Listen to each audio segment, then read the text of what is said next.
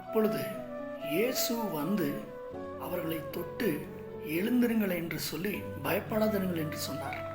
பிரியமானவர்களே, இந்த வசனத்தை நாம் மத்தேயு எழுதிய சுவிசேஷம் 17:7 பார்க்க முடியும். இந்த நேரத்திலும் கூட ஆண்டவர் உங்களை பார்த்து சொல்கிறார், நீங்கள் சோர்ந்து போய் துவண்டு போயிருக்கிற காரியத்தில், பயந்து போயிருக்கிற காரியத்தில் பயப்படாதிருங்கள். முதலாவது அவர் உங்களை நோக்கி வருகிறார். இந்த வார்த்தையை கேட்டுக்கொண்டிருக்கும் பொழுதே அவர் உங்களிடத்தில் வருவார்.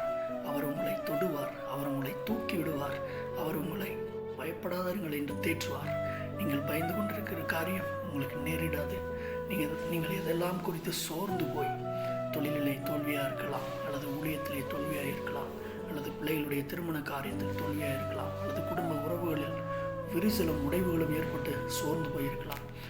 இந்த மாதிரியான காரியத்திலிருந்து ஆண்டவர் உங்களை தேற்றி அவர் வந்து உங்களை தொட்டு உங்களை எழுந்திருக்க வைக்க போகிறார். பிரியமானவர்களே, பயப்படாதிருங்கள். ஆண்டவர் உங்களை பார்த்து சொல்லுகிறார், பயப்படாதிருங்கள். அவர் வந்து உங்களை தொட்டு தூக்கி விடுவார். மனிதர்கள் எல்லாரும் நம்மை தள்ள பார்ப்பார்கள், ஆனால் தேவன் நம்மை எலும்பு பண்ணுகிற தேவன். இந்த வார்த்தையின்படியாக அவர் உங்களை எலும்பு பண்ணுவாராக. ஆமென்.